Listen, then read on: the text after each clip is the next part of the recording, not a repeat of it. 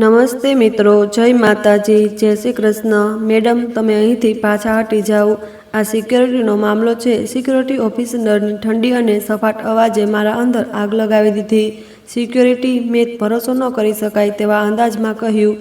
Security, તમને અહીં એક છોકરી તકલીફથી તડપતી દેખાતી નથી। આ માનવતાનો મામલો છે। પણ તેણે મારી વાત અનુસરણી કરી દીધી અને પોતાના સાથીઓને ઇશારો કર્યો કે તેઓ લોકોનો દાયરો વધુ સખત કરી દે। આ લોકોનો દાયરો નહોતો, આ ક્રૂરતાની એક માનવીય દિવાલ હતી જેની પાછળ કોઈ દમ તોડી રહ્યું હતું। ડઝનબદ્ધ મોબાઈલ ફોનની ફ્લેશ લાઇટ કોઈ ફિલ્મ સેટ જેવી તે નજારાને પ્રકાશિત કરી રહી હતી, જ્યાં મુખ્ય પાત્ર તે ઓછી ઉંમરની છોકરી હતી જે તે ચમકતી ગેલેરીના લાઉન્જની જમીન પર પગની એડીઓ ઘસી રહી હતી। આ બધું શું છે? મેં પોતાના અંદરના પત્રકારને મુશ્કેલીથી કાબૂમાં રાખતા પૂછ્યું। ઓફિસરે મને જોયો। જે પણ છે તમે તેનાથી દૂર રહો। તેનો અવાજ કોઈ અનદેખા ખતરાનો સંકેત આપી રહ્યો હતો। આખરે એવું શું હતું કે તે છોકરી સાથે એક માનવીય જીવનને સિક્યોરિટીનો મુદ્દો બનાવી દેવામાં આવ્યો હતો? હું વધુ બહસ કર્યા વગર એક નાની જગ્યાએથી અંદર ઝાંકવા લાગી। જે મેં ત્યાં જોયું તેને મારી આત્માને અંદર સુધી હચમચાવી દીધું। તે છોકરી દુખાવાથી નહીં, પણ એક જીવનને જન્મ આપવાની દુખાવાથી તડપી રહી હતી। અને તેનાથી પણ વધુ ભયાનક વાત એ હતી કે તેણે એક નાનકડી જાનને જન્મ પણ આપી દીધો હતો। એક ચીસ મારા ગળામાં દબાઈ ગઈ। આ નજારો કોઈ ભયાનક સ્વપ્ન જેવો હતો। થોડી વાર પહેલાં સુધી મારી દુનિયામાં માત્ર ખુશીઓ, હાસ્ય અને આશાઓ હતી। હું કાજલ, એક પત્રકાર, પણ આજે માત્ર એક માતા અને પત્ની હતી। પોતાના પતિથી 1 વર્ષ પછી મળવાની ખુશી મારા અંગે અંગે ફૂટી રહી હતી। મારી 5 વર્ષની દીકરી અદિતિ મારી સાથે હતી અને તેની માસૂમ વાતોએ મારા પ્રવાસને વધુ ખુશનુમા બનાવી દીધો હતો। મમ્મી, પપ્પા આપને જોતા જ સરપ્રાઈઝ થઈ જશે ને? તેણે પોતાની ગુડિયાને જોરથી પોતાના ગળે લગાવતા પૂછ્યું। હા, મારી જાન ખૂબ જ સરપ્રાઈઝ થશે, મેં તેના વાળમાં આંગળીઓ ફેરવતા જવાબ આપ્યો। અમે એરપોર્ટની ચમકતી દમકતી ગેલેરીમાંથી પસાર થતાં પોતાની ફ્લાઇટની રાહ જોતા જોઈ રહ્યા હતા। દરેક તરફ ઉત્સવનો માહોલ હતો। કોઈ પોતાના પ્રેમ સાથે મળવા જઈ રહ્યું હતું અને કોઈ પોતાના પ્રિયજનોને અલવિદા કહી રહ્યું હતું। મને ક્યાં ખબર હતી કે આ ખુશીઓથી ભરેલા માહોલમાં થોડા કદમના અંતરે એક એવી વાર્તા જન્મ લઈ રહી હતી જેમાં ખુશીનો એક ભાગ પણ નહોતો। અચાનક એક ચીસે આખા વાતાવરણને તહસ નહસ કરી દીધું। તે કોઈ સામાન્ય ચીસ નહોતી, તેમાં એટલી બેબસી અને દુખાવો હતો કે દરેક વ્યક્તિ તે અવાજ તરફ ખેંચાઈ ગયો। મારું હૃદય કોઈ અજાણ્યા ડરથી ધડકવા લાગ્યું। અદિતિ, તું અહીં જ રહે, હું હમણાં જોઈને આવું છું। મેં તેને ખુરશી પર બેસાડી અને ઝડપથી તે ભીડ તરફ વધી જે એક વર્તુળનો આકાર લઈ રહી હતી। જ્યારે હું ત્યાં પહોંચી તો સિક્યોરિટીના લોકોને પાછા ધકેલી રહ્યા હતા। શું થયું છે? મેં એક સ્ત્રીને પૂછ્યું જે મોબાઈલથી વિડીયો બનાવવામાં વ્યસ્ત હતી। ખબર નહીં બહેન, કોઈ છોકરી છે, લાગે છે કંઈક નશો કર્યો છે। આજકાલની જનરેશનનું કંઈ ખબર નહીં, તેણે અત્યંત ગેરજવાબદાર રીતે જવાબ આપ્યો। આ સાંભળતા જ મારું હૃદય કપાઈ ગયું। બિના જાણીએ, બિના વિચારીએ લોકો કોઈની તકલીફ પર કેટલી સરળતાથી ટિપ્પણી કરી દે છે। હું આગળ વધવાનો પ્રયાસ કરવા લાગી તો એક ઓફિસરે મને રોકી દીધી। આ તે જ ઓફિસર હતો જેની સાથે મારી બહસ થઈ હતી। હવે આખો નજારો મારી સામે સ્પષ્ટ હતો। તે ઓછી ઉંમરની છોકરી જેનો ચહેરો માસૂમિયત અને દુખાવાનું પ્રતીક બની ગયો હતો, હવે હળવી બેહોશીમાં જતી રહી હતી। તેની બાજુમાં પડેલું તે નવજાત બાળક ધીમે ધીમે રડી રહ્યું હતું, જાણે આ દુનિયામાં આવતા જ તેને અહીંના બેરહેમીનો અંદાજો આવી ગયો હોય। મારો ગુસ્સો અને દુઃખ પોતાની ચરમસીમા પર હતો। મેં તે ઓફિસરની આંખોમાં આંખો નાખીને કહ્યું, તમે લોકો તેને હોસ્પિટલ કેમ નથી લઈ જઈ રહ્યા? તે અને તેનું બાળક મરી શકે છે। અમે અમારી કાર્યવાહી કરી રહ્યા છીએ, તમે વચ્ચે દખલ અંદાજી ન કરો, તેણે મોટી સખ્તાઈથી કહ્યું। કઈ કાર્યવાહી કરી રહ્યા છો? વિડીયો બનાવનારાઓએ રોકવાની જગ્યાએ તમે મને રોકી રહ્યા છો। એક પત્રકાર તરીકેની હેસિયતથી હું આ બધું જોઈને ચૂપ નહીં રહી શકું। મારો પત્રકારી ગાર્ડ કામ કરી ગયો, અથવા કદાચ મારી વાત કરવાની રીતે જેને મજબૂર કરી દીધો। આ ક્ષણે એક વરિષ્ઠ ઓફિસર ત્યાં આવ્યો। તેણે છોકરી અને બાળકને જોયા, પણ તેની આંખોમાં સહાનુભૂતિની જગ્યાએ એક વિચિત્ર પરેશાની અને ઠંડક હતી। તેણે પોતાના જુનિયરના કાનમાં કંઈક કહ્યું જે સાંભળતા જ જુનિયર ઓફિસરનો ચહેરો ઉડી ગયો। આ મામલો મારી સમજની બહાર થઈ રહ્યો હતો। આ કોઈ સામાન્ય મામલો નહોતો, તેની પાછળ કંઈક ખૂબ જ ઊંડું અને ભયાનક રહસ્ય છુપાયેલું હતું જેને આ લોકો દબાવવાનો પ્રયાસ કરી રહ્યા હતા। વરિષ્ઠ ઓફિસરે મારી તરફ જોયું. તેની નજરમાં એક સ્પષ્ટ ધમકી હતી. મેડમ, હું તમને છેલ્લી વાર કહું છું, આ મામલાથી દૂર રહો. આ તમારા માટે વધુ સારું રહેશે. આ શબ્દો માત્ર ધમકી નહોતા, પણ મારા આવનારા તોફાની પ્રવાસની ઘોષણા હતા. તેની આંખોમાં મેં કાયદાના રક્ષકનું નહીં, પણ કોઈ તાકાતવર અપરાધીના રાજદારનું પ્રતિબિંબ જોયું. એક ક્ષણ માટે મારા અંદર ભયની એક ઠંડી લહેર દોડી ગઈ, પણ પછી તે ઓછી ઉંમરની છોકરીનો બેબેસ ચહેરો અને તેના નવજાત બાળકની માસૂમિયત મારી આંખો સામે ફરવા લાગી. મારા અંદરની માતા અને પત્રકારે મળીને તે ડરને કચડી નાખ્યો. વધુ સારું શું થાય કે હું મારી આંખો બંધ કરી લઉં, પોતાની ફ્લાઇટ પકડીને અહીંથી ચાલી જાઉં અને આખી જિંદગી આ વિચાર સાથે વિતાવું કે મારી આંખો સામે એક જીવન તમાશો બની રહી અને હું કંઈ જ ન કરી શકી. ના ઓફિસર, મને આ નહીં થાય. મારો અવાજ આશા કરતાં વધુ બુલંદ અને આત્મવિશ્વાસથી ભરેલો હતો. ઓફિસરના ચહેરા પર નારાજગી ઉતરી આવી.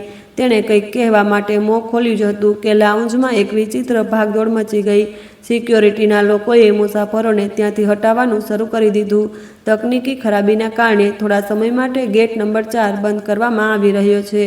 મુસાફરોને વિનંતી છે કે તેઓ મેન લોબીમાં રાહ જુએ. આ ઘોષણા સ્પષ્ટ રીતે એક જૂઠ હતું. તેઓ તે જગ્યાને ખાલી કરાવી રહ્યા હતા. લોકો બડબડ કરતા ત્યાંથી હટી રહ્યા હતા અને થોડી ક્ષણોમાં ત્યાં મારા, તે છોકરી, તે બાળક અને મુઠ્ઠીભર સિક્યોરિટી ઓફિસરો સિવાય કોઈ ન રહ્યું. એક ભયાનક ખામોશીએ આખા વાતાવરણને પોતાની લપેટમાં લઈ લીધું. મેં પોતાની જેબમાંથી ફોન કાઢ્યો. મારા પતિની તસવીર સ્ક્રીન પર ચમકી રહી હતી. એક તરફ મને તેમને મળવાની બેપનાહ ઈચ્છા હતી અને બીજી તરફ આ અધૂરી વાર્તા. મેં સ્ક્રીન સ્વાઇપ કરી અને પોતાના દેરનો નંબર મળાવ્યો. હેલો ભૈયાજી. ભાભી, તમે ઠીક તો છો ને? તમે બોર્ડિંગ માટે ચાલી ગયા છો? તેના અવાજમાં ખુશી હતી. ના ભાઈ, એક મુશ્કેલી આવી ગઈ છે. હું આ ફ્લાઇટ નથી લઈ શકતી. બીજી તરફ એક ક્ષણ માટે ખામોશી છવાઈ ગઈ. શું મતલબ છે ભાભી? આખરે શું થયું છે? અદિતિ તો ઠીક છે ને? તેના અવાજમાં ચિંતા હતી. અદિતિ બિલકુલ ઠીક છે. હું તેને તમારી પાસે મોકલી રહી છું. તમે બસ એરપોર્ટની બહાર મારી રાહ જુઓ. હું તમને બધું પછીથી સમજાવીશ. મેં ફોન બંધ કરી દીધો તેનાથી પહેલાં કે તે વધુ સવાલ કરે. હું પોતાની જિંદગીનો એક ખૂબ મોટો નિર્ણય લઈ ચૂકી હતી. અદિતિનો રડતો ચહેરો મારી આંખો સામે આવી ગયો, પણ મેં દિલને પથ્થર પર કરી દીધું. આટલામાં 2 પેરામેડિકલ સ્ટ્રેચર સાથે દેખાયા, પણ આશ્ચર્યજનક રીતે તેઓ કોઈ સરકારી એમ્બ્યુલન્સના નહોતા લાગતા. તેમની ડ્રેસ પર કોઈ નામ નહોતું. તેમની સાથે આવતી એમ્બ્યુલન્સ પણ બિલકુલ સફેદ રંગની હતી, જેના પર કોઈ પણ પ્રકારનો લોગો કે હોસ્પિટલનું નામ નહોતું. આ બધું ખૂબ જ વિચિત્ર હતું. તેમણે ખૂબ જ ઝડપથી છોકરીને સ્ટ્રેચર પર મૂકી અને બાળકને એક પોર્ટેબલ ઇન્ક્યુબેટરમાં રાખ્યું. તેઓ કોઈની સાથે વાત નહોતા કરતા. તેમના ચહેરા પર કોઈ ભાવ નહોતા, જાણે તેઓ રોજ આવા કામ કરતા હોય. આને કઈ હોસ્પિટલમાં લઈ જઈ રહ્યા છો તમે? મેં એક પેરામેડિકલની સામે આવીને પૂછ્યું. તેણે મને અવગણી દીધી અને આગળ વધવા લાગ્યો. હું વરિષ્ઠ ઓફિસર તરફ વધી. મારે તેની સાથે જવું પડશે. હું આ કેસની એકમાત્ર સાક્ષી છું અને હું તેને આમ અજાણ્યા લોકો સાથે જવા નહીં દઈ શકું. ઓફિસરે કેટલીક ક્ષણો વિચાર કર્યો. કદાચ તેને લાગ્યું કે મારી ત્યાં હાજરીથી મીડિયામાં તુરંત જ આ ખબર ફેલાવાનો ખતરો ઓછો થઈ જશે. તેણે માથું હલાવ્યું. ઠીક છે, પણ તમે માત્ર હોસ્પિટલ સુધી જ જશો. તે પછી આ મામલો અમારો છે. હું ખામોશીથી એમ્બ્યુલન્સમાં બેસી ગઈ. અદિતિને મેં એક મહિલા સિક્યોરિટી ઓફિસરના હવાલે કરી દીધી, જે તેને મારા દેર સુધી પહોંચાડવાની હતી. એમ્બ્યુલન્સની અંદરનો માહોલ બહાર કરતાં પણ વધુ શાંત હતો. છોકરી બેહોશ હતી અને તેને ડ્રીપ લગાવેલી હતી. મેં પેરામેડિકલ પાસેથી ફરી પૂછ્યું, આની હાલત કેવી છે? ખતરાથી બહાર છે, તેણે ઠંડો જવાબ આપ્યો. અમે કઈ હોસ્પિટલમાં જઈ રહ્યા છીએ? આ વખતે તેણે કોઈ જવાબ ન આપ્યો. બસ ડ્રાઈવરને કંઈક ઇશારો કર્યો અને એમ્બ્યુલન્સની ઝડપ તેજ થઈ ગઈ. અમે શહેરની મુખ્ય સડકોની જગ્યાએ નાની અને પાતળી ગલીઓમાંથી પસાર થઈ રહ્યા હતા. આશરે અડધા કલાક પછી એમ્બ્યુલન્સ એક અત્યંત પોશ અને મોંઘી ઇમારતની સામે ઊભી રહી. આ કોઈ સામાન્ય હોસ્પિટલ નહોતી, પણ આ એક પ્રાઇવેટ ક્લિનિક લાગતી હતી, જેની સિક્યોરિટી કોઈ કિલ્લા જેવી હતી. અંદર લઈ જતાં જ એક ડૉક્ટરે અમારું સ્વાગત કર્યું. તે આશરે 40 થી 45 વર્ષની એક મહિલા ડૉક્ટર હતી, જેના ચહેરા પર જરૂરત કરતાં વધુ સખ્તાઈ હતી. દર્દીને આઈસીયુમાં શિફ્ટ કરો તુરંત, તેણે સ્ટાફને ઓર્ડર આપ્યો અને પછી મારી તરફ ફરી. તમારો ખૂબ ખૂબ આભાર કે તમે તેને અહીં સુધી લાવ્યા. હવે તમે જઈ શકો છો. અમે બાકીનું બધું સંભાળી લઈશું. તેનો અવાજ અત્યંત વ્યાવસાયિક પણ સખત હતો. હું ક્યાંય નહીં જાઉં, મેં સખ્તાઈથી કહ્યું, જ્યાં સુધી તે છોકરીના ઘરવાળાની ખબર ન પડે કે પોલીસ પોતાનું કામ શરૂ ન કરે. હું અહીં જ રહીશ. આખરે આ કોણ લોકો છે જે આ આખા મામલાને દબાવી રહ્યા છે? ડૉક્ટરના ચહેરા પર એક ક્ષણ માટે પરેશાનીની અભિવ્યક્તિ દેખાયા, પણ તેને તુરંત પોતાને કાબૂમાં લઈ લીધું. જુઓ, તેના ઘરવાળાને જાણ કરી દેવામાં આવી છે. તેઓ આવી જ રહ્યા હશે. તમને પરેશાન થવાની જરૂર નથી. જૂઠ. મારો અવાજ ગુંજી ઉઠ્યો. તે એરપોર્ટ પર લાવારીસોની જેમ પડી હતી. કોને જાણ કરી? તેના ઘરવાળાને. તમે લોકો કોણ છો? મારો અવાજ વધુ બુલંદ થઈ ગયો અને હું ગુસ્સાથી કાંપી રહી હતી. ડોક્ટર કંઈક કહેવા જતી હતી કે ગેલેરીના ખૂણેથી બે લાંબા તગડા કાળા સૂટ પહેરેલા વ્યક્તિ દેખાવા લાગ્યા. તેઓ ડોક્ટર કે હોસ્પિટલના સ્ટાફ સાથે સંબંધ નહોતા રાખતા. તેમની નજરો અને તેમની ચાલ આ બતાવી રહી હતી કે તેઓ અહીં મામલો સંભાળવા માટે આવ્યા છે. તેઓ ચાલતા અમારી પાસે આવ્યા અને ખામોશીથી ડોક્ટરની પાછળ ઊભા રહી ગયા. તેમની આંખો કોઈ શિકારીની જેમ મારા પર જામેલી હતી. તેમાં ન તો કોઈ દયા હતી અને ન તો કોઈ લાગણી. તેઓ માત્ર અને માત્ર એક અનકહી ધમકીનું ચાલતું ફરતું સ્વરૂપ હતા. ડોક્ટરે તેમની હાજરીમાં ઊંડો શ્વાસ લીધો, જાણે તેને પોતાની તાકાત પાછી મળી ગઈ હોય. તમને છેલ્લી વાર કહેવામાં આવે છે, તેણે હવે વધુ ઠંડા અવાજમાં કહ્યું. અહીંથી ચાલ્યા જાઓ. કાળા સૂટ પહેરેલા તે બે મજબૂત કદકાઠીવાળા લોકોની હાજરીમાં માત્ર શારીરિક નહોતી પણ માનસિક પણ હતી. હું પોલીસને ફોન કરું. મારા પોતાના શબ્દો મારા કાનમાં ખોખલા લાગવા લાગ્યા. આ ધમકી પર તેમના ચહેરાઓ પર કોઈ ભાવ ન આવ્યો. તેમાંથી એકે એક ડગલું આગળ વધ્યું. તેનું કદ મારા કરતાં ખૂબ ઊંચું હતું અને તેની હાજરીએ મને શારીરિક રીતે બેબસ અનુભવ કરાવી દીધું. તેને કંઈક પણ ન કહ્યું, બસ પોતાનો હાથ ઊંચો કરીને મારા ખભાથી કેટલાક ઇંચના અંતરે જ રોકી દીધો. આ કોઈ હુમલો નહોતો, પણ તેનો અર્થ સ્પષ્ટ હતો. અમે તમને સ્પર્શ કર્યા વગર જ તમારા સુધી પહોંચી શકીએ છીએ. ડોક્ટરે જાણે ઇશારો સમજીને કહ્યું. જુઓ, મેં તમને સમજાવવાનો પ્રયાસ કર્યો છે. કેટલાક દરવાજા બંધ રહે તો સારું. હવે તમે મહેરબાની કરીને અહીંથી ચાલી જાઓ. તેના અવાજમાં હવે હળવી નરમાઈ પણ બાકી નહોતી. આ એક સીધો આદેશ હતો. મેં તેને છેલ્લી ગેલેરી તરફ નજર કરી અને જ્યાંથી તે છોકરીને લઈ જવામાં આવી હતી તે રસ્તો હવે એક ઊંડી અંધકારમય સુરંગ જેવો લાગી રહ્યો હતો. મને સમજાઈ ગયું કે આ વખતે અહીં રોકાવું મૂર્ખતા છે. જંગ જીતવા માટે ક્યારેક મેદાન છોડવું જ પડે છે. મેં હારેલા અંદાજમાં માથું હલાવ્યું. ઠીક છે. બંને માણસો તુરંત પાછા હટી ગયા. તેમાંથી એકે મારા માટે બહારનો દરવાજો ખોલ્યો, જાણે કોઈ પોતાના ખાસ મહેમાનને વિદાય કરી રહ્યો હોય. આ તેમની તરફથી એક વધુ તંજ હતું. મેં ઝડપથી પગલાં ચાલતી પ્રાઇવેટ હોસ્પિટલમાંથી બહાર નીકળી. રાતની ઠંડી હવાએ મારા ચહેરા સાથે અથડાતા જ મને અહેસાસ થયો કે મારું આખું શરીર પરસેવાથી ભીંજાઈ ગયું છે અને મારા હાથ કાંપી રહ્યા છે. મેં પોતાને સંભાળ્યું અને ઊંડો શ્વાસ લીધો. મારો પત્રકારી મગજ તુરંત કામ કરવા લાગ્યું. મેં પોતાની યાદશક્તિ પર દબાણ કરીને જોયેલી દરેક વસ્તુને ફરી યાદ કરવાનું શરૂ કરી દીધું. એરપોર્ટનો સિક્યોરિટી સ્ટાફ, તેમનું ગેરજવાબદાર વર્તન, બેનામ એમ્બ્યુલન્સ અને તેનો ખામોશ સ્ટાફ, અને આ શાંત હાઈટેક ક્લિનિક જે કોઈ હોસ્પિટલ કરતાં વધુ એક ગુપ્ત અડ્ડો લાગી રહી હતી. અને આખરે તે કાળા રંગના કોટવાળા લોકો, તેઓ કોણ હતા? કોઈ રાજકીય વ્યક્તિના લોકો કે કોઈ માફિયાના ગુંડા? તે તમામ કડીઓને જોડતા એક જ પરિણામ નીકળતું હતું કે તે છોકરી કોઈ સામાન્ય છોકરી નહોતી. તેનો સંબંધ કોઈ એવી જગ્યા સાથે હતો કે તે કંઈક એવું જાણતી હતી જેને દુનિયાની નજરોથી છુપાવવું કોઈ ખૂબ તાકાતવર વ્યક્તિ કે જૂથ માટે જીવન અને મૃત્યુનો મુદ્દો હતો. મારા મગજમાં માત્ર એક જ સવાલ ગુંજી રહ્યો હતો, કેમ? મેં મારા દિલ રાહુલને ફોન કર્યો. તે મારી એક કોલ પર મને લેવા પહોંચી ગયો. ગાડીમાં બેસતા જ તેણે સવાલોની ધોધ વરસાવી દીધી. ભાભી, તમે ઠીક તો છો ને? અદિતિ ખૂબ રડી રહી હતી. મોટી મુશ્કેલીથી અમે તેને સમજાવી છે. આખરે શું થયું છે? તમે ફ્લાઇટ કેમ છોડી દીધી? મેં તેને એરપોર્ટથી લઈને તે ક્લિનિક સુધીની આખી વાર્તા સંભળાવી. મારી વાતો સાંભળીને તેના ચહેરા પર હવાઈયા ઉડવા લાગી. તે એક શરીફ અને સીધો સાદો માણસ હતો જે આવી ગૂંચવાડાવાળી વાતોથી હંમેશા દૂર રહેતો હતો. હે ભગવાન! ભાભી, આ તમે ક્યાં ચક્કરમાં પડી ગયા છો? તેણે ગભરાટથી કહ્યું. તમને આ મામલામાં પડવાની શું જરૂર હતી? તે લોકો ખૂબ ખતરનાક લાગે છે. તમારે પોતાના અને અદિતિ વિશે વિચારવું જોઈતું હતું. રાહુલ, હું પણ એ જ વિચારી રહી છું, મેં થાકેલા અવાજમાં કહ્યું. પણ હું પોતાની આંખોથી આ બધું જોયા પછી ચૂપ કેવી રીતે રહી શકું? તે પણ તો મારી કોઈની દીકરી છે. તેની હાલત તું પણ વિચારી નથી શકતો. પણ તે અમારી મુશ્કેલી નથી. તમે પત્રકાર છો, હું માનું છું, પણ તમે પહેલાં એક માતા છો. ભૈયાને ખબર પડશે તો તેઓ શું વિચારશે? તેની વાતોમાં મારા માટે ચિંતા સ્પષ્ટ ઝલકી રહી હતી. હું તમારા ભાઈને પોતે જ કહી દઈશ. હાલ તો મને ઘર છોડી દે. મને થોડો સમય વિચારવાનો છે. અમારી ગાડી ઘર તરફ જતા સુમસાન રસ્તા પર દોડી રહી હતી. હું બારીમાંથી બહારના અંધારાને જોઈ રહી હતી કે અચાનક ગાડીના સાઈડ મિરરમાં મને એક અજાણી રોશની દેખાઈ. એક કાળા રંગની ગાડી સતત એક સરખી ઝડપથી અમારી ગાડીની પાછળ આવી રહી હતી. મારું હૃદય ધડકતી રહી ગયું. મેં રાહુલને કંઈ પણ ન કહ્યું જેથી તે ગભરાઈ ન જાય. હું ખામોશીથી તે ગાડી પર નજર રાખેલી હતી. તે ન તો ઓવરટેક કરી રહી હતી અને ન તો અંતર વધારી રહી હતી. તે બસ અમારો પીછો કરી રહી હતી. આ એક સ્પષ્ટ સંદેશો હતો, એક ષડયંત્ર ભર્યું રમત. તે મને કહી રહી હતી કે હું તેમની નજરમાં છું. જ્યારે અમારી ગાડી મહોલ્લામાં દાખલ થઈ તો મારું હૃદય જોરજોરથી ધડકી રહ્યું હતું. રાહુલે ગાડી ઘરની સામે રોકી. મેં ફરી સાઈડ મિરરમાં જોયું તો તે કાળી ગાડી અમારી ગલીની વળાંક પર ઊભી રહી ગઈ. તેણે પોતાની હેડલાઇટ બંધ કરી દીધી હતી, જાણે અંધારામાં છુપાવવાનો પ્રયાસ કરી રહી હોય. રાહુલ, તું જા, હું હમણાં આવું છું, મેં તેને કહ્યું અને ગાડીમાંથી ઉતરી ગઈ. મારું હૃદય કહી રહ્યું હતું કે આ માત્ર મારો વહેમ નથી. મેં ઘરનો દરવાજો ખોલ્યો અને અંદર દાખલ થતાં પહેલાં છેલ્લી વાર તે ખૂણા તરફ જોયું. તે જ ક્ષણે તે કાળી ગાડીની પાછળની બારીનું કાચ નીચે થઈ અંદર બેઠેલા વ્યક્તિનો ચહેરો તો દેખાયો નહીં, પણ તેને સિગારેટનો એક કસ લીધો અને તેને બહાર ફેંકી દીધી. તે નાની ચિંગારી અંધારામાં એક ક્ષણ માટે ચમકી અને પછી બુઝાઈ ગઈ. આ એક ક્ષણે મારા અંદર ભયની ચિંગારીને આગમાં બદલી દીધી.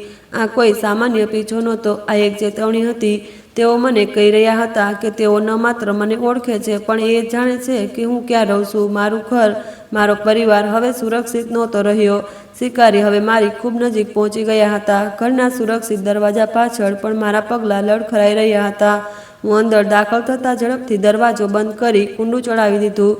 મારું હૃદય એટલી જોરથી ધડકી રહ્યું હતું કે મને તેનો અવાજ પોતાના કાનમાં સંભળાઈ રહ્યો હતો. તે સિગારેટની ચિંગારી, તે એક ક્ષણનું અંધારું અને પછી રોશની. આ કોઈ સામાન્ય ઘટના નહોતી. આ દસ્તક હતી મારી સુરક્ષાના અહેસાસ પર એક કાળી તિરાડ હતી. સબ ઠીક છે ભાભી? રાહુલ મારી પાછળ આવતા પૂછ્યું. તેના અવાજમાં ઊંડી તપાસ હતી. હા, હું ઠીક છું, બસ હું થાકી ગઈ છું, મેં જૂઠું બોલી દીધું. હું તેને વધુ પરેશાન નહોતી કરવા માંગતી. હું સીધી અદિતિના રૂમમાં ગઈ.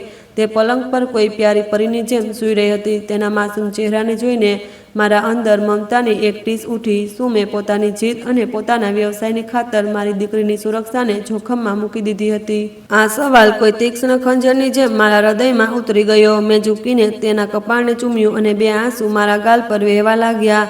તે રાતે હું એક ક્ષણ માટે પણ સૂઈ ન શકી. દરેક અવાજ પર મારું હૃદય ઉછળીને ગળામાં આવી જતું. બારીમાંથી છલકાતી કોઈ ગાડીની હેડલાઇટની રોશની મને ચોંકાવી દેતી. મને લાગી રહ્યું હતું કે જાણે કોઈ મને જોઈ રહ્યું છે, જાણે આ ઘરની દિવાલો પણ હવે સુરક્ષિત નથી રહી. આગલી સવાર કયામત બનીને તૂટી પડી. નાસ્તાની ટેબલ પર ખામોશી પસરી હતી, એક એવી ખામોશી જે કોઈ તોફાનના આવવાનો સંદેશો હોય. મારા સસરાજી, જે સામાન્ય રીતે ખૂબ મજાકિયા સ્વભાવના હતા, આજે હદ કરતાં વધુ ગંભીર હતા. કાજલ બેટા, રાહુલે અમને રાતની વાત વિશે બધું જ કહી દીધું છે.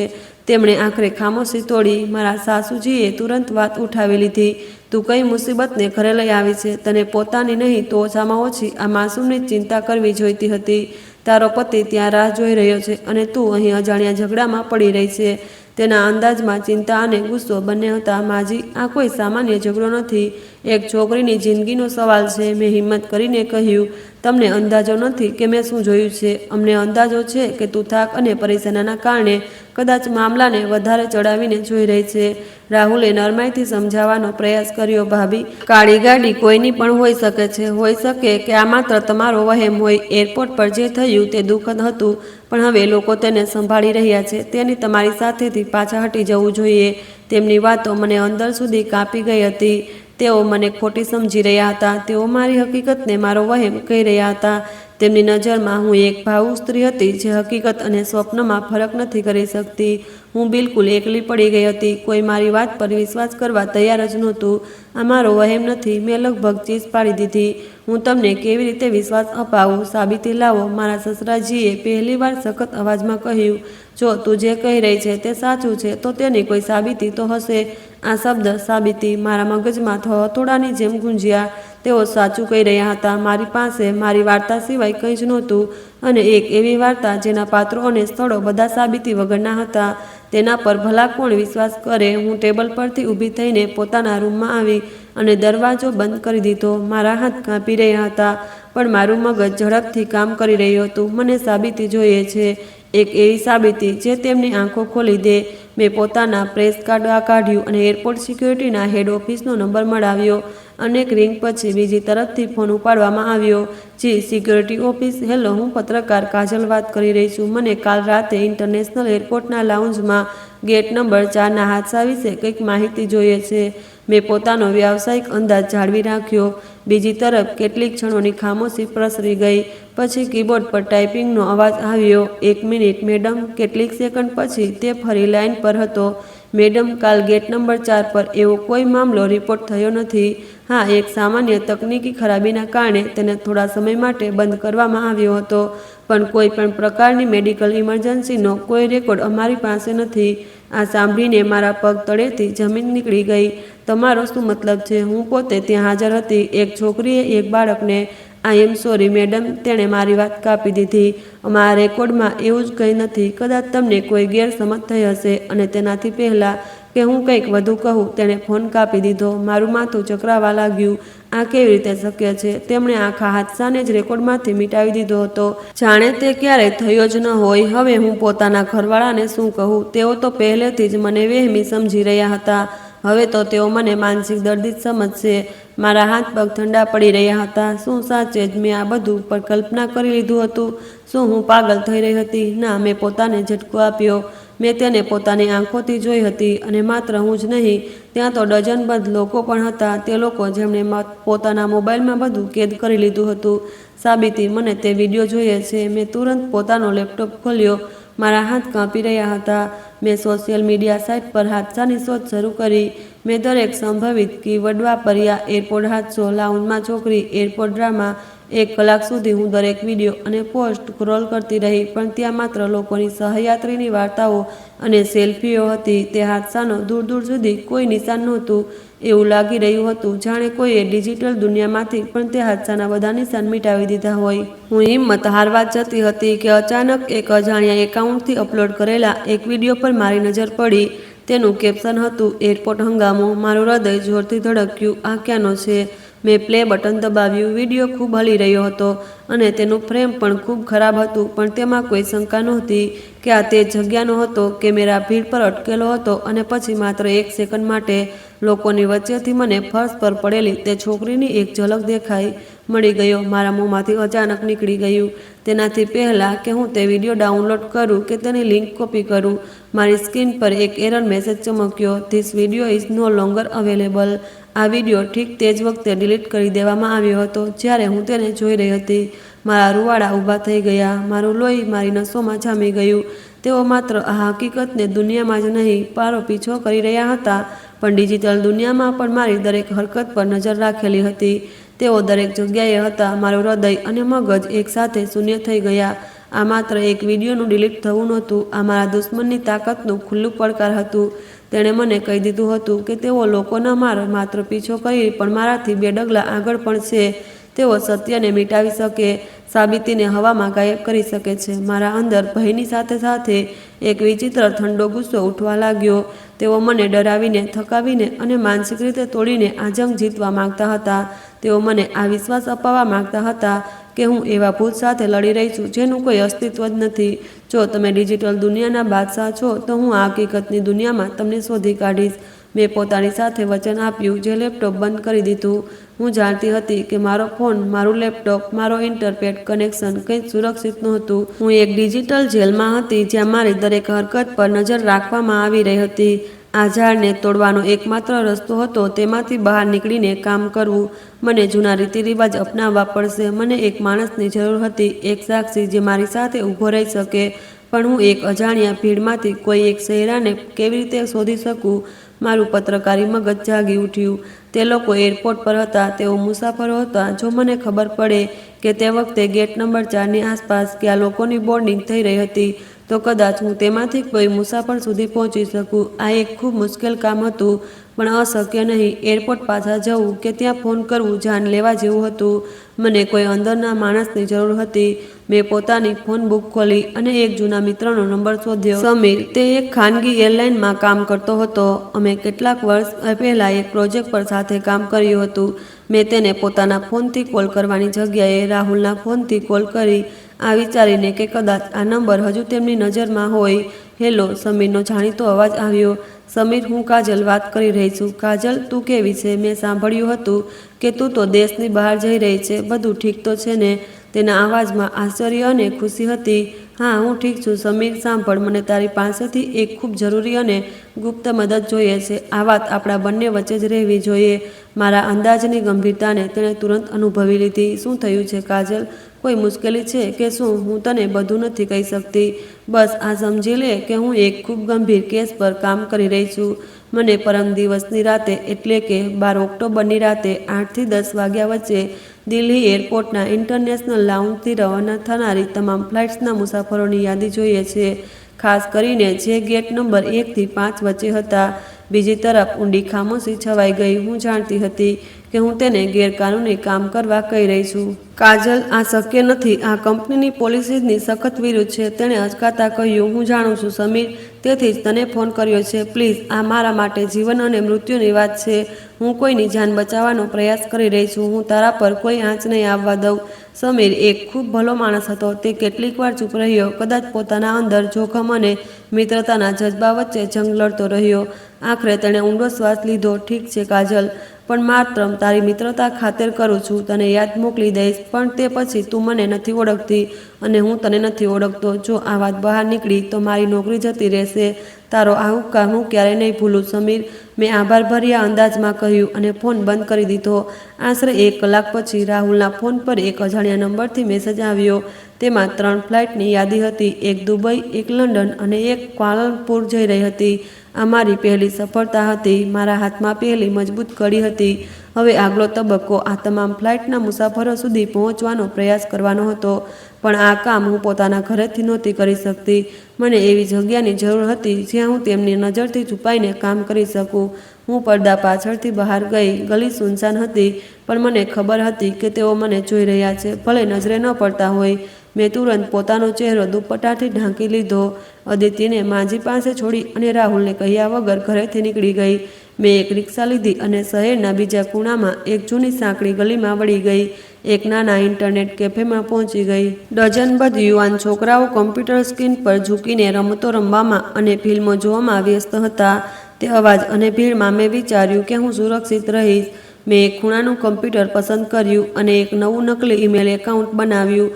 મેં એરલાઇનની વેબસાઇટ અને સોશિયલ મીડિયા પર મુસાફરોને લઈને કંઈક શોધવાનો પ્રયાસ કર્યો.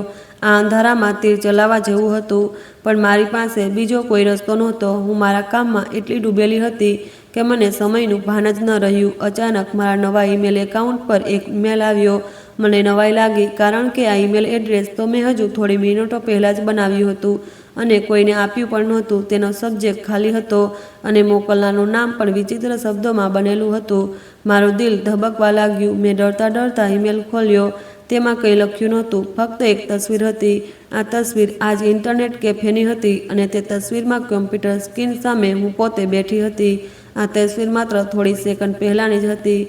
મારું લોહી મારી નસોમાં થીજી ગયું. મારા હાથ ધ્રુજવા લાગ્યા.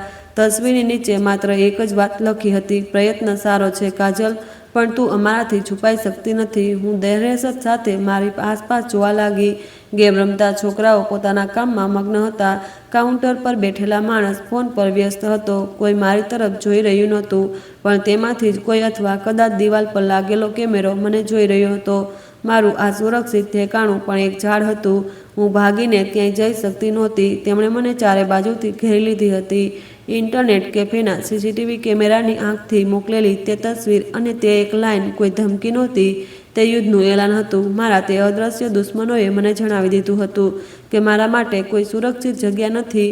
હું જ્યાં પણ જઈશ તેમની આંખો મારો પીછો કરશે. હું ગભરાઈને કેફેની બહાર નીકળી, પણ મારું મગજ શૂન્ય થઈ ગયું હતું. મેં રિક્ષા લેવાને બદલે ચાલવાનું શરૂ કર્યું. ભીડવાળા રસ્તાઓ અને સાંકડી ગલીઓમાં પોતાને ખોવાઈ જવાનો પ્રયત્ન કર્યો. પણ હવે મને દરેક વ્યક્તિ પર શંકા થઈ રહી હતી. ફોન પર વાત કરતો દરેક વટેમાર્ગુ, દરેક દુકાન પર લાગેલો સિક્યોરિટી કેમેરો, દરેક છત પર છવાયેલી છાયા. મને લાગતું હતું કે જાણે આખું શહેર એક બહુ મોટી જાળ છે અને હું તેમાં ફસાયેલી એક લાચાર માખી છું. તેઓ મારા મગજ સાથે રમી રહ્યા હતા. મને વહેમ અને હકીકત વચ્ચેની નાજુક રેખા પર દોડવા માટે મજબૂર કરી રહ્યા હતા. જ્યારે હું ધ્રુજતા પગે ઘરે પહોંચી ત્યારે દરવાજા પર જ રાહુલ અને મારા સસરા ચિંતિત ઊભા હતા. તેમના ચહેરા પર ફાટ પડી રહી હતી. મને જોતાં જ રાહુલ મારી તરફ દોડ્યો. ભાભી, તમે ક્યાં હતા? અમે બધા કેટલા ચિંતિત હતા. હું બસ મારી એક સખી પાસે ગઈ હતી. મેં નબળું જૂઠું બોલ્યું. સખી? મારા સસરાનો ભારે અવાજ ગુંજ્યો. તેઓ હંમેશા મારી સાથે પ્રેમથી વર્તતા હતા, પણ આજે તેમના અંદાજમાં બરફ જેવી ઠંડક હતી. કાજલ, અમને સાચું જણાવ કે આ બધું શું થઈ રહ્યું છે. આ પહેલાં કે હું કંઈ કહું, રાહુલે પોતાનો ફોન આગળ વધાર્યો. ભાભી, મને 1 કલાક પહેલાં એક અજાણ્યા નંબર પરથી કોલ આવ્યો હતો. મારું દિલ ઉછળીને ગળે આવી ગયું. કોનો કોલ હતો? હું નથી જાણતો, રાહુલે ગભરાયેલા અવાજે કહ્યું. તેણે પોતાનું નામ ન જણાવ્યું. તેણે ફક્ત એટલું જ કહ્યું કે તે આપણો શુભચિંતક છે. તેણે કહ્યું કે તમારી ભાભી બહુ જ ખતરનાક લોકોની બાબતોમાં ફસાઈ રહી છે. તે પોતાની અને તમારા બધાની જાન જોખમમાં મૂકી રહી છે. જો તમે તમારી અને તમારા બાળકોની સલામતી ઈચ્છતા હોવ તો તેમને કહો કે તેઓ આ કેસમાંથી પાછળ હટી જાય, નહીંતર બહુ મોટું થઈ જશે. આ શબ્દો સાંભળીને મારા પગ નીચેથી જમીન સરકી ગઈ. તેમણે મારી છેલ્લી હિંમતનો પ્રયત્ન પણ તોડી નાખ્યો હતો. તેમના સુધી પહોંચવાને બદલે તેમણે મારા ઘરના સભ્યોને નિશાન બનાવ્યા હતા. આ હદથી વધારે ઘટિયા ચાલ હતી. તેમણે મારા સ્વજનોને મારી વિરુદ્ધ ઊભા કરી દીધા હતા. આ જૂઠ છે, હું ચિલ્લાઈ. તેઓ તમને ડરાવી રહ્યા છે જેથી હું સત્ય સામે ન લાવી શકું. અને જો આ સત્ય હોય તો મારી સાસુએ રડતા રડતા કહ્યું, જો તારા કારણથી અદિતિને કંઈ થઈ ગયું તો અમે શું કરીશું? કંઈ નહીં થાય અદિતિને, મેં આજીજી કરતાં કહ્યું. પ્લીઝ મારી વાત પર વિશ્વાસ કરો. તે લોકો ગુનેગાર છે. આપણને કોઈ પણ ગુના કે ગુનેગાર સાથે શું લેવા દેવા? મારા સસરાએ નિર્ણય સંભળાવતા કહ્યું, આપણા માટે સૌથી પહેલાં આ ઘર અને આપણા બાળકોની સુરક્ષા જરૂરી છે. અને હવે તારી પાસે 2 રસ્તા છે. કાજલ, મેં સવાલિયા નજરે તેની તરફ જોયું. કાં તો તું આ બધું અહીં છોડી દે અને કાલે સવારે તારા પતિ પાસે જવા માટે ટિકિટ કરાવી લે અને ઇજ્જતથી આ ઘરમાંથી વિદાય થઈ જા. અમે બધા ભૂલી જઈશું કે આ થોડા દિવસો આપણી જિંદગીમાં ક્યારેય આવ્યા હતા. તેઓ એક ક્ષણ માટે અટક્યા અને કહ્યું, અને જો તને તારું જર્નાલિઝમ અને આ નામ સત્ય બધું આટલું જ વહાલું હોય તો પછી તારે આ ઘર છોડવું પડશે. અમે અમારા વંશને તારી જીદનો ભોગ ન ચડાવી શકીએ. નિર્ણય હવે તારો છે. આ એક અલ્ટિમેટમ હતું. મારા પોતાના, મારા વહાલા, જેમના માટે હું બધું જ કરતી હતી, હવે મને પોતાની અને પોતાની દીકરીની સુરક્ષા માટે ખતરો સમજી રહ્યા હતા. મારી દુનિયા અંધકારમય થઈ ગઈ હતી. હું કંઈ પણ બોલ્યા વગર મારા રૂમમાં આવીને દરવાજો બંધ કરી ચૂકી હતી અને પલંગ પર પડીને ધ્રુસકે રડવા લાગી. હું ચારે બાજુથી હારી ચૂકી હતી. મારો દુશ્મન જીતી ગયો હતો. ઘણીવાર રડ્યા પછી જ્યારે મારા આંસુ સુકાઈ ગયા ત્યારે મારી અંદર એક ખાલીપો એક નવા નિર્ણયથી ભરાઈ ગયો. જો હું આજે પાછળ હટી ગઈ તો તે છોકરી અને તેના જેવી બીજી ન જાણે કેટલી લાચાર સ્ત્રીઓ હંમેશા માટે અંધકારમાં ડૂબી જશે અને તે શક્તિશાળી ગુનેગારો હંમેશાની જેમ કાયદો અને માનવતાની માફક ઉડાવતા રહેશે. ના, હું હાર ન માની શકું, પણ હું મારા ઘરના લોકોને પણ જોખમમાં ન મૂકી શકું. મારા સસરા ઠીક કહી રહ્યા હતા. જ્યાં સુધી હું આ ઘરમાં છું, આ ઘર અને તેના સભ્યો સુરક્ષિત નથી. મારે જવું પડશે. મેં એક નિર્ણય કર્યો, એક એવો નિર્ણય જે કદાચ મારી જિંદગીનો સૌથી મુશ્કેલ નિર્ણય હતો. મેં એક જૂની બેગ કાઢી, તેમાં થોડા કપડાં, થોડી રોકડ રકમ અને એક જૂનો સસ્તો ફોન નાખ્યો જે મેં વર્ષો પહેલાં એક સ્ટોરી માટે ખરીદ્યો હતો અને ત્યારબાદ ક્યારેય વાપર્યો જ નહોતો. આ ફોન કોઈના નામે રજીસ્ટર નહોતો. મેં ધ્રુજતા હાથે એક ચિઠ્ઠી લખી મારા સસરા અને સાસુ માટે, જેમાં તેમની માફી માગી અને તેમના પ્રેમનો આભાર માન્યો. રાહુલ માટે, જેણે હંમેશા મારો સાથ આપ્યો, અને એક નાની નોંધ મારી દીકરી અદિતિ માટે છોડી, જેમાં મેં લખ્યું કે તેની મમ્મી તેને બહુ પ્રેમ કરે છે અને બહુ જલ્દી પાછી પણ આવશે. રાતના છેલ્લા પ્રહરે જ્યારે આખું ઘર ગાઢ નિંદ્રામાં સૂતું હતું, હું દબાતા પગલે ઉઠી. મેં છેલ્લી વાર મારી સૂતેલી દીકરીનો ચહેરો જોયો. તેના કપાળ પર આંસુ ભરેલી આંખોથી પ્રેમથી ચુંબન કર્યું અને પોતાના દિલ પર પથ્થર રાખીને રૂમની બહાર નીકળી આવી. હું કોઈ પણ અવાજ કર્યા વગર ઘરનો મુખ્ય દરવાજો ખોલીને બહાર આવી ગઈ. ગલીમાં મોત જેવો સન્નાટો હતો. એક ક્ષણ માટે મારા કદમ ડગમગ્યા. હું ક્યાં જઈ રહી હતી? મારી પાસે કોઈ નક્કી રસ્તો હતો, કોઈ મંજિલ હતી. હું એક અજાણ્યા દુશ્મનથી ભાગી રહી હતી, એક એવી સફર પર જેનો કોઈ અંત દેખાતો નહોતો. રાતના અંધારામાં ઘરથી નીકળવું એ એક અલગ જ અનુભવ હતો. હું હવે કાજલ નહોતી, ફક્ત એક પડછાયો હતી જે આ શહેરની ગલીઓમાં પોતાની ઓળખ ખોઈ ચૂકી હતી. દરેક ડગલે દિલમાં એક જ ડર હતો કે કોઈ મને ઓળખી ન લે. મેં બસ સ્ટેન્ડ પર રાત વિતાવી, બેચેન અને ઠંડીથી ધ્રુજતી, પરંતુ ત્યાં સેંકડો મુસાફરીની વચ્ચે મને પહેલીવાર સુરક્ષાનો અહેસાસ કરાવ્યો. અહીં હું કોઈ પણ નહોતી, બસ એક અનામી ચહેરો. સવારે ઉઠીને સૌથી પહેલાં મેં મારો દેખાવ બદલ્યો. એક જૂના બજારમાંથી મેં એક સસ્તી કાળી ચાદર ખરીદી અને પોતાની જાતને તેમાં સારી રીતે લપેટી લીધી. મેં મારું પર્સ અને ઓળખપત્ર કચરાપેટીમાં ફેંકી દીધા. ફક્ત રોકડ રકમ અને પેલો જૂનો ફોન પોતાની પાસે રાખ્યો. કાજલની છેલ્લી નિશાની પણ ભૂસાઈ ગઈ હતી. મારો એકમાત્ર સહારો તે નાની ઉંમરની છોકરીનો ચહેરો હતો. તેના સાધારણ કપડાં અને ગભરાયેલી આંખો કહી રહી હતી કે તેનો સંબંધ કોઈ અમીર ઘર સાથે હોઈ શકે નહીં. તે ચોક્કસ શહેરની કોઈ ગરીબ વસ્તીની રહેવાસી હશે. મારો પ્લાન ખતરનાક હતો પણ સીધો હતો. હું શહેરની કાચી વસ્તીઓમાં જઈશ અને ત્યાં તેની શોધ કરીશ. મેં પોતાની જાતને એક મહિલા સોશિયલ વર્કર તરીકે બતાવવાનો નિર્ણય કર્યો. પહેલા 2 દિવસ નર્ક જેવા વીત્યા. હું એક વસ્તીથી બીજી વસ્તીમાં ભટકતી રહી. ગરીબી, ધૂળ અને બેદારીનું દ્રશ્ય ચારે બાજુ હતું. લોકો મને શંકાની નજરે જોતા હતા. કોઈ એક અજાણી સ્ત્રી પર વિશ્વાસ કરવા તૈયાર નહોતું. દરેક દરવાજે મને ના, અમે એવી કોઈ છોકરી નથી જાણતા એવો જવાબ મળતો. મારી હિંમત ખૂટી રહી હતી અને મારા પૈસા ઝડપથી ખતમ થઈ રહ્યા હતા. ત્રીજા દિવસે જ્યારે હું લગભગ નિરાશ થઈ ચૂકી હતી, હું શહેરના સૌથી જૂના અને ગરીબ વિસ્તારમાં પહોંચી, જ્યાં એક નાની ડિસ્પેન્સરી પર મારી નજર પડી. ત્યાં એક દાઈમાં સ્ત્રીનો ઈલાજ કરી રહી હતી. મારા દિલમાં આશાનું કિરણ જાગ્યું. આ દાઈમાં પોતાના વિસ્તારના દરેક ઘર અને દરેક રહસ્યથી સારી રીતે વાકેફ હોય છે. હું અંદર ગઈ. દાઈ અમ્માને મને સવાલિયા નજરે જોઈ. અમ્માજી, હું એક સેન્ટરથી આવી છું. અમે એક ગુમ થયેલી બાળકીની શોધ કરી રહ્યા છીએ. મેં હિંમત કરીને વાત શરૂ કરી. તે બહુ બીમાર છે અને તેને મદદની સખત જરૂર છે. કોણ છો તું બેટી? રોજ અહીં ઘરથી ભાગતી છોકરીઓ આવે છે. અમે અહીં કોનો હિસાબ રાખીએ? તેમણે બહુ બેરુખીથી કહ્યું. મેં પેલી છોકરીનો દેખાવ વર્ણવ્યો. તેની ગભરાયેલી આંખો, તેનો માસૂમ ચહેરો. દાઈ અમ્માના ચહેરા પર કોઈ ભાવ ન આવ્યો. મેં છેલ્લી કોશિશ તરીકે કહ્યું, અમ્મા, તેની જાન જોખમમાં છે. કદાચ તે કોઈ બહુ મોટા જુલમનો શિકાર છે. મારી આ છેલ્લી વાતે કદાચ તેમના દિલને સ્પર્શી લીધું. તેથી તેમણે ઊંડી નજરે મને જોઈ, જાણે તેઓ મારા સત્યને પારખી રહ્યા હોય. પછી તેમણે ધીરેથી માથું હલાવ્યું. તું જે છોકરીની વાત કરે છે તેનું નામ મીરા તો નથી ને? મારું દિલ જોરથી ધબકવા લાગ્યું. હા હા અમ્મા, હોઈ શકે છે. તમે તેને જાણો છો? તેમણે એક લાંબો ને ઠંડો શ્વાસ લીધો. જાણતી હતી, પણ હવે તે ઘર પણ અશુભ છાયામાં છે. જ્યારથી તેની દીકરી ગઈ, તે કોઈને મળતી નથી. તેણે મને સરનામું આપવાની પણ ના પાડી દીધી, પણ એક ઇશારો આપ્યો, નદી તરફ જે જૂનો રસ્તો જાય છે. ત્યાં એક જૂની તૂટેલી વીરાન કોલેજ છે. તેની પાસે જ તેમનું ઘર છે. પણ મારું માનો તો ત્યાં જ ન જતી. જે તે ઘરની નજીક જાય તે બરબાદ થઈ જાય છે. તેમની આ ચેતવણી મારા માટે ખતરાની ઘંટી હતી. મેં તેમનો આભાર માન્યો અને પછી તરત જ તે તરફ ચાલવા માંડી. જેમ જેમ હું આગળ વધી રહી હતી, ગલીઓ વધુ સાંકડી અને વીરાન થતી જતી હતી. આખરે તે તૂટેલી કોલેજ મારી આંખો સામે આવી ગઈ. તેની પાસે જ એક નાનું જૂનું મકાન હતું, જેની દિવાલો પર ઉદાસી છવાયેલી હતી. મારું દિલ ધબકતું હતું, ડર અને આશાના મિશ્રિત ભાવો સાથે.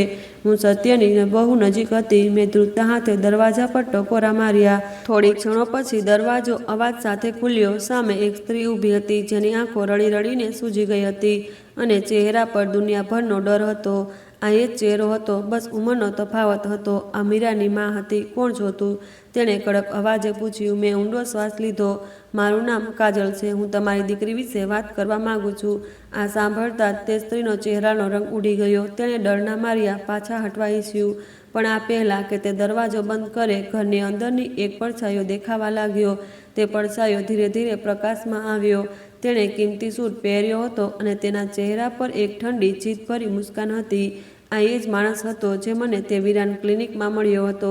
તેણે મને એવી રીતે જોઈ, જે રીતે કોઈ શિકારી ઝાડમાં ફસાયેલા શિકારને જુએ છે. આખરે આ એક શબ્દ નહીં, પણ મારી હારનું એલાન હતું.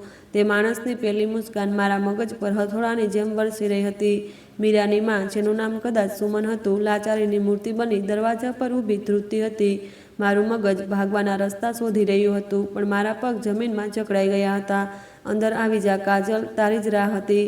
તે માણસે બહુ જ શાંત પણ આદેશ આપતા લહેકામાં કહ્યું. તેણે મને અંદર આવવાનો રસ્તો આપ્યો. રૂમમાં ગરીબી અને લાચારી ફેલાયેલી હતી. તૂટેલી ખુરશી, જૂનો ખાટલો અને દિવાલો પર છવાયેલી માયુસી. આ વાતાવરણ તે માણસના મોંઘા સૂટ અને ચમકતા બૂટ સાથે એક વિચિત્ર મેળ બેસાડી રહ્યું હતું. તને શું લાગ્યું? તેણે કટાશભરી મુસ્કાન સાથે કહ્યું કે તું એક ભાગેડું બનીને અમારાથી છુપાઈ જઈશ. અમે તને દરેક ડગલે જોઈ છે. અમે ઈચ્છત તો તને શહેરની બહારથી જ ઉપાડી શકત, પણ અમારા બોસ ઈચ્છતા હતા કે તું પોતે સત્યના ઉમરા સુધી પહોંચે અને સમજે કે આ દુનિયા સત્યની કોઈ તાકાત નથી. તેણે સુમન તરફ જોયું, જે દિવાલને અડીને ઊભી હતી. સુમન, આપણા મહેમાનને ચા પીવડાવ અને તેમને પોતાની વાર્તા સંભળાવ. શરૂઆતથી જણાવ કે તારી માસૂમ દીકરી આ નર્ક સુધી કેવી રીતે પહોંચી. સુમને ડરના માર્યા તેની તરફ જોયું. તેની આંખોમાં વિનંતી હતી, પણ તે કાળા સૂટવાળા માણસની આંખો પથ્થરની હતી. સુમને ધ્રુજતા હાથે ચૂલા પર કીટલી મૂકી અને પછી ફ્લોર પર બેસીને ધ્રુસકે ધ્રુસકે રડવા લાગી. બહેનજી, તેણે હેડકીઓ ખાતા મારી તરફ જોતા કહ્યું, અમે ગરીબ લોકો છીએ. હું અહીંના એક મોટા માણસ પાસે ભીખ માગવા ગઈ હતી. તે દિવસે હું મારી મીરાને પણ સાથે લઈ ગઈ હતી. તે બહુ માસૂમ છે, દુનિયા જોઈ નથી. તેની અવાજ તૂટી રહી હતી. તે માણસની નજર મારી દીકરી પર પડી તો તેની દાનત બગડી. તેને મને બમણા પૈસા આપવાની ઓફર કરી અને કહ્યું કે દીકરીને થોડીવાર માટે મારી હવેલીમાં છોડી જા. તે એક ક્ષણ માટે અટકી, જાણે તે ભયાનક દિવસને ફરી જીવી રહી હોય. મેં પૈસા તેના મોઢા પર માર્યા અને દીકરીને લઈને જવા લાગી, પણ તેના ગાર્ડે મને દરવાજા પર જ રોકી લીધી. તેણે મને ધમકી આપી કે જો હું મારી દીકરી તેને હવાલે નહીં કરું તો તે મારી બાકીની દીકરીઓને પણ ઉપાડી જશે. હું તેના પગમાં પડીને રડવા લાગી. મેં મારી દીકરીની નાની ઉંમરની દુઆઈ આપી. પછી શું થયું? મેં મારી સુકાઈ ગયેલી જીભે પૂછ્યું. તેણે કહ્યું, ઠીક છે, હું તારા પર દયા કરું છું.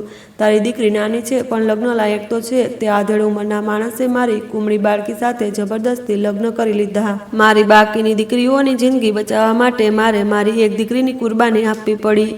રૂમમાં સન્નાટો છવાઈ ગયો. ફક્ત સુમનના ડૂસકાનો અવાજ હતો. મારી અંદરનું બધું લોહી થીજી ગયું હતું. મેં મારી આખી હિંમત ભેગી કરીને તે સવાલ પૂછ્યો જે આ આખી વાર્તાનું કેન્દ્ર હતું. કોણ હતો તે માણસ? કાળા સૂટવાળાના ચહેરા પર એ જ ક્રૂર મુસ્કાન આવી ગઈ. તેણે આંખના ઇશારે સુમનને જવાબ આપવાનો હુકમ કર્યો. સુમને ડરતા ડરતા ધ્રુજતા લહેજામાં તે નામ લીધું જે કોઈ ગાળની જેમ તેના મોઢામાંથી નીકળ્યું. શહેરના સૌથી મોટા રાજનેતા સૂર્યદેવ પ્રતાપસિંહ. આ નામ મારા માથા પર બોમ્બ બનીને પડ્યું. સૂર્યદેવ પ્રતાપસિંહ, એ માણસ જેની તસવીર શહેરના દરેક ચોક પર લાગેલી હતી, જે ગરીબોનો મસીહા અને કાયદાનો રક્ષક કહેવાતો હતો. મારો દુશ્મન કોઈ સામાન્ય ગુનેગાર નહોતો. તે પોતે આ સરકારનો ભાગ હતો, બલકે તે પોતે જ એક સરકાર હતો. હવે તું સત્ય જાણે છે, કાળા સૂટવાળાએ શાંતિથી કહ્યું, અને હવે આ સત્ય તારી સાથે અહીં દફન થઈ જશે. સિંહ સાહેબને પોતાની વિરુદ્ધ સાક્ષી પસંદ નથી. ના તું, ના આ સ્ત્રી અને ના તે છોકરી જે હોસ્પિટલમાં તેમના બાળકને જન્મ આપીને પડી છે. તે ખિસ્સામાંથી ફોન કાઢ્યો અને એક નંબર લગાવ્યો. બધું ઠીક છે, શિકાર ઝાડમાં છે. અડધા કલાકમાં સફાઈ કરી દો. સફાઈ, આ શબ્દ મારા કાનમાં ગૂંજતો રહ્યો. કાળો સૂટ પહેરેલો માણસ જે મારા માટે માત્ર એક જલ્લાદ હતો, તેણે ફોન બંધ કરીને શાંતિથી મને અને સુમનને જોવા લાગ્યો. તેની નજરમાં કોઈ દયા નહોતી, માત્ર પોતાનું કામ પૂરું કર્યાનો સંતોષ હતો. સુમનનું શરીર ડરના માર્યા પથ્થર જેવું થઈ ગયું હતું, પણ મારી અંદર ડરને બદલે એક અજીબ જુસ્સો હતો. જ્યારે મૃત્યુ આટલું નજીક હોય ત્યારે માણસની અંદરનો ડર પૂરેપૂરો ખતમ થઈ જાય છે. મારી પાસે ગુમાવવા માટે કંઈ જ નહોતું, સિવાય કે તે સત્ય જે મેં મારી દીકરી અને પરિવારથી દૂર રહીને મેળવ્યું હતું. હું તેને મારી સાથે દફન થવા નહોતી દઈ શકતી. મારું મગજ એક પત્રકારની જેમ દોડી રહ્યું હતું, કોઈ પણ શક્ય રસ્તો, કોઈ પણ નબળાઈ શોધી રહ્યું હતું. આ જલ્લાદની સૌથી મોટી નબળાઈ તેનો અહંકાર હતો. તે મને અને સુમનને બે લાચાર તૂટેલી સ્ત્રીઓ સમજી રહ્યો હતો, અને અહીં તે ભૂલ કરી રહ્યો હતો. મેં રૂમના ખૂણામાં રાખેલા કેરોસીનના દીવાને જોયો. આ અમારું એકમાત્ર હથિયાર હતું. મેં સુમન તરફ નમીને તેના કાનમાં ધીરેથી કહ્યું, જ્યારે હું તમને ઈશારો કરું ત્યારે તમે બૂમો પાડજો, એટલી જોરથી બૂમો પાડજો કે આખો મહોલ્લો જાગી જાય. સુમને ખાલી નજરે મારી તરફ જોયું, પણ કદાચ તેને મારા ઈરાદાનો અંદાજ આવી ગયો હતો. તેણે ધ્રુજતા માથે હા પાડી. તમે બંને છેલ્લી વાર એકબીજાને કંઈ કહેવા માગો છો? જલ્લાદે કટાક્ષમાં કહ્યું. આ જ મારો ઈશારો હતો. મેં ઊભા થવાનો ડ્રામા કરતા મારો પગ તે દીવા સાથે અથડાવ્યો. દીવો પડ્યો, કેરોસીન ફેલાયું, અને એક ક્ષણમાં ફાટેલા જૂના ગાલીચાના ખૂણેથી આગ પકડી લીધી. આગ, આગ લાગી ગઈ! બચાવો! સુમને મારી સૂચના મુજબ પૂરી તાકાતથી બૂમો પાડવાની શરૂઆત કરી. તેની ચીસમાં માત્ર ડર નહોતો, પણ એક માતાની લાચારી અને એક ગરીબની છેલ્લી પુકાર હતી. જલ્લાદ આ અચાનક થયેલી હરકતથી ગભરાઈ ગયો. તે આગ ઓલવવા માટે આગળ વધ્યો, અને આ જ તે ક્ષણ હતી જેની હું રાહ જોતી હતી. ધુમાડો અને અફરાતફરીની આડમાં મેં મારી બેગમાંથી તે જૂનો બટનવાળો ફોન કાઢ્યો, અને મારા ધ્રુજતા હાથ હતા, પણ મારી આંગળીઓ ઝડપથી ચાલી રહી હતી. મેં એક જ મેસેજ જે પહેલાંથી વિચારી રાખ્યો હતો મારી ચેનલના ન્યૂઝ ડેસ્ક અને એક જૂના વિશ્વાસુ એડિટરને મોકલી દીધો. સૂર્યદેવ પ્રતાપસિંહ બેનકાબ. મીરા કેસ તૂટેલી કોજેલી નદીની પાસે હું ફસાયેલી છું. જીવનનું જોખમ છે. સ્ટોરી તરત કવર કરો. સંદેશ મોકલતા જ તે જલ્લાદ મારી તરફ ફર્યો. તેની આંખોમાં માત્ર ઠંડક નહીં પણ ભયંકર ગુસ્સો હતો. તેણે મારા હાથમાંથી ફોન ઝૂંટવીને દિવાલ પર પછાડ્યો. આ તે શું કર્યું? તે ત્રાળ્યો. મેં મારા ડર પર કાબૂ મેળવતા તેની આંખોમાં જોયું. મોડું થઈ ગયું છે. મારી અવાજ ધ્રુજતી હતી પણ તેમાં એક સંકલ્પ હતો. તું મને અને સુમનને ખતમ કરી શકે છે પણ તું સત્યને મિટાવી શકતો નથી. તે બહાર આવી ચૂક્યું છે. તે જ ક્ષણે બહાર ગલીમાંથી સાયરનની અવાજ સંભળાવા લાગી. સુમનની ચીસો અને ધુમાડાએ કામ કરી દીધું હતું. મહોલ્લાના લોકોએ પોલીસને બોલાવી લીધી હતી. જલ્લાદના ચહેરા પર એક ક્ષણ માટે ચિંતાની લકીરો આવી પણ તે ફરી હસ્યો. તે તારા જલ્લાદોને પોતે જ બોલાવી લીધા છે. આ મારા પોતાના લોકો છે. દરવાજો તૂટ્યો અને પોલીસના કેટલાક ઓફિસર અંદર દાખલ થયા. તેમને લીડ એક ઇન્સ્પેક્ટર કરી રહ્યો હતો જેના ચહેરા પર સૂર્યદેવ પ્રતાપસિંહનો ડર સાફ દેખાતો હતો. જલ્લાદે તેને ઇશારો કર્યો અને તે મારી તરફ વધ્યો. મને લાગ્યું કે રમત ખતમ થઈ ગઈ છે પણ પછી એક ચમત્કાર થયો. ઇન્સ્પેક્ટરના ફોનની ઘંટડી વાગી, પછી બીજા સિપાહીના ફોનની અને પછી જલ્લાદના પોતાના ફોન પર એક નોટિફિકેશન આવ્યું. તેણે ફોન કાઢ્યો અને તેની આંખોમાં પહેલીવાર ભયંકર ખોફની લહેર દોડી ગઈ. મારો સંદેશ કામ કરી ગયો હતો. દેશની સૌથી મોટી ન્યૂઝ ચેનલ પર બ્રેકિંગ ન્યૂઝ ચાલી રહ્યા હતા. પ્રખ્યાત રાજકીય વ્યક્તિ સૂર્યદેવ પ્રતાપસિંહ પર સંગીન આરોપ. સગીર છોકરી પર અત્યાચાર અને અપહરણના કાંડ. મારું સત્ય હવે કોઈ અંધારી ગલીનું રહસ્ય નહોતું રહ્યું. હવે આખા દેશની સૌથી મોટી ખબર બની ચૂક્યું હતું. તે એક બ્રેકિંગ ન્યૂઝે રૂમનું આખું વાતાવરણ બદલી નાખ્યું હતું. ઇન્સ્પેક્ટર જે થોડી ક્ષણો પહેલાં મારી ધરપકડ કરવાનો હતો હવે પરસેવે રેબઝેબ હતો. આ મામલો તેની પહોંચની બહાર નીકળી ગયો હતો. ઉપરથી આવતા ફોન કોલ્સે તેને જણાવી દીધું હતું કે જો તેણે કોઈ ખોટી હરકત કરી તો તેની નોકરી અને આઝાદી બંને જોખમમાં મુકાઈ જશે. તેની પાસે હવે એક જ રસ્તો હતો. તેણે કાયદાનું પાલન કર્યું. જલ્લાદ અને તેના સાથીઓને કસ્ટડીમાં લેવામાં આવ્યા અને મને તથા સુમનને સુરક્ષા મળી. પછીના થોડા દિવસો તોફાનની જેમ વીત્યા. સૂર્યદેવ પ્રતાપસિંહની એરપોર્ટ પરથી ધરપકડ કરવામાં આવી જ્યારે તે દેશ છોડી ભાગવાની કોશિશ કરી રહ્યો હતો. તેની હોસ્પિટલ પર દરોડા પાડવામાં આવ્યા તો ખબર પડી કે તે માત્ર એક જાલિમ નહોતો પણ તે છોકરીઓને બીજા દેશોમાં વેચતો ટોળકીનો સરગના પણ હતો. મીરા જેવી ન જાણે કેટલીય માસૂમ જિંદગીઓ તેની હવસનો શિકાર બની હતી. મીડિયાના દબાણ અને જનતાના ગુસ્સા સામે કાયદો અને વ્યવસ્થા તથા સરકારને ઝૂકવું પડ્યું. હું મારા ઘરે પાછી ફરી ત્યારે મારા ઘરના સભ્યોની આંખોમાં આંસુ અને ગર્વ હતો. તેમણે મારી માફી માગી અને મારા પતિએ ફોન પર કહ્યું, મને તારા પર ગર્વ છે કાજલ. તે કર્યું જે કોઈ નહોતું કરી શક્યું. મારી સાચી જીત અને દિવસે હતી જ્યારે હું હોસ્પિટલમાં મીરાને મળી. તે શારીરિક રીતે જોખમની બહાર હતી પણ તેના આત્મા પર લાગેલા ઘા હજુ પણ બહુ ઊંડા હતા. સાયક્રાટિસ્ટની તેને મદદ કરી રહ્યા હતા. તેણે તે બાળકને અપનાવવાનો ઇનકાર કરી દીધો જે તેના પર થયેલા જુલમની નિશાની હતું. તેનો આ નિર્ણય પીડા આપનારો હતો પણ હું તેને સમજી શકતી હતી. આ અકસ્માતને 6 મહિના વીતી ચૂક્યા છે. હું મારા ઘરમાં લોનમાં બેઠી છું. મારી પાસે ચાનો કપ રાખ્યો અને ખોળામાં લેપટોપ છે. અદિતિ મારી પાસે જ રમી રહી છે. પાસે જ એક પારણામાં તે બાળક શાંતિથી સૂઈ રહ્યું છે જેને મેં દત્તક લીધું છે. મેં તેનું નામ સંકલ્પ રાખ્યું છે જેનો અર્થ થાય દ્રઢ નિશ્ચય. મેં એરપોર્ટના તે દ્રશ્યથી મારી વાર્તા શરૂ કરી હતી જ્યાં લોકો એક તડપતા જીવનો વિડીયો બનાવી રહ્યા હતા. આપણો સમાજ હવે એક પ્રેક્ષક બની ચૂક્યો છે જે બીજાના દર્દને માત્ર પોતાની સ્ક્રીન પર વાયરલ કરવા માગે છે અને રાતોરાત ફેમસ થવા માગે છે. અઢળક લાઇક્સ મેળવવા માગે છે. પરંતુ આ જ સમાજમાં સત્યની તાકાત પણ રહેલી છે. મેં શીખ્યું કે એકલી અવાજ પણ જો સાચી હોય તો આખી વ્યવસ્થાને હલાવી શકે છે. સૂર્યદેવ પ્રતાપસિંહ અને તેના સાથીઓ આજે જેલમાં પોતાના અંજામની રાહ જોઈ રહ્યા છે. મીરા અને સુમન એક નવા શહેરમાં એક નવી જિંદગી શરૂ કરી ચૂક્યા છે. મારી સફર એરપોર્ટની એક ચીજથી શરૂ થઈ હતી પણ તેનો અંત એક બાળકની શાંતિભરી ઊંઘથી થઈ રહ્યો છે. કદાચ આપણે દરેક અનિષ્ટને ખતમ ન કરી શકીએ પણ જો આપણે એક નિર્દોષને પણ બચાવી લઈએ, એક સત્યને પણ સામે લાવી દઈએ તો માનવતા જીવતી રહેશે. અને મારી જંગ આજ માનવતાને જીવતી રાખવા માટે હંમેશા ચાલુ રહેશે. તો મિત્રો, તમને આ મારી વાર્તા કેવી લાગી પ્લીઝ મને કોમેન્ટ સેક્શનમાં ચોક્કસ જણાવજો. મારી ચેનલને સબસ્ક્રાઈબ કરી આ વિડીયોને લાઈક કરજો અને વિડીયોને હાઈપ પણ આપજો અને સાથે જ તેને વધુમાં વધુ શેર કરજો, જેથી આવી જ બીજી રોમાંચક વાર્તાઓ સાંભળવા માટે મારી ચેનલ સાથે જોડાયેલા રહો. આ વાર્તા સંપૂર્ણપણે કાલ્પનિક છે. તેમાં બતાવવામાં આવેલા પાત્રો, ઘટનાઓ અને પરિસ્થિતિઓ માત્ર મનોરંજનના હેતુ રજૂ કરવામાં આવી છે. કોઈ પણ વ્યક્તિ, સંસ્થા કે ઘટના સાથે તેમનો કોઈ વાસ્તવિક સંબંધ માત્ર સંયોગ ગણાશે. વિડીયોનો ઉદ્દેશ્ય કોઈની લાગણી દુભાવવાનો કે કોઈ ખોટા વર્તનને પ્રોત્સાહન આપવાનો નથી. આભાર.